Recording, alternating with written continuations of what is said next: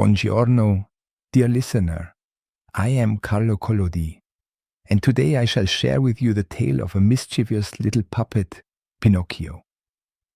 His journey to become a real boy is full of lessons, some joyful, some painful, but all meant to guide him to the truth.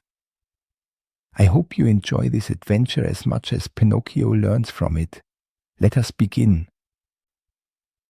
The Adventures of Pinocchio by Carlo Collodi.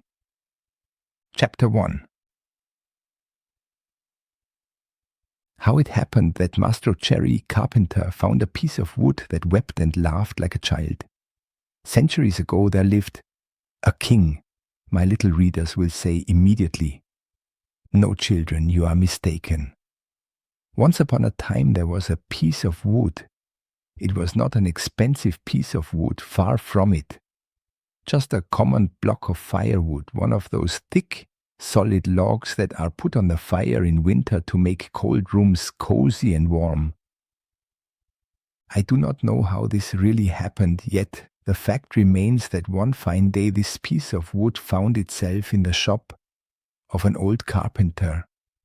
His real name was Mastro Antonio, but everyone called him Mastro Cherry, for the tip of his nose was so round and red and shiny that it looked like a ripe cherry.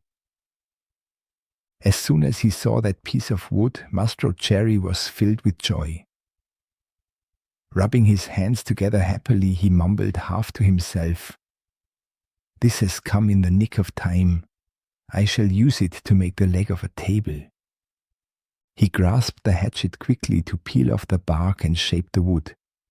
But as he was about to give it the first blow, he stood still with arm uplifted, for he had heard a wee little voice say in a beseeching tone, "Please be careful, do not hit me so hard."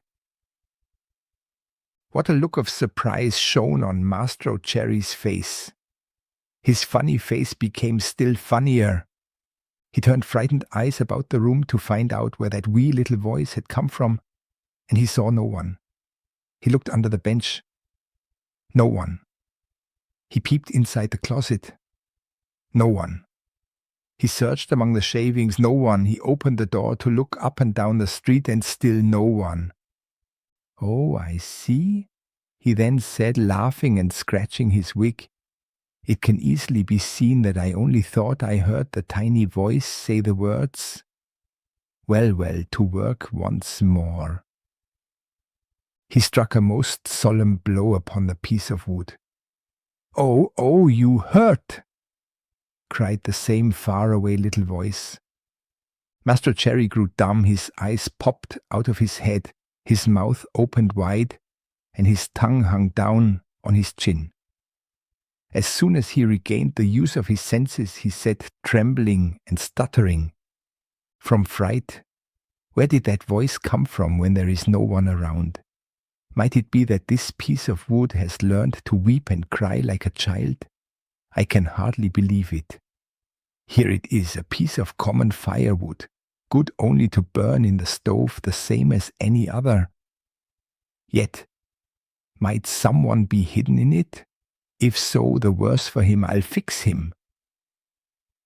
With these words, he grabbed the log with both hands and started to knock it about unmercifully. He threw it to the floor, against the walls of the room, and even up to the ceiling. He listened for the tiny voice to moan and cry. He waited 2 minutes. Nothing. 5 minutes. Nothing. 10 minutes. Nothing.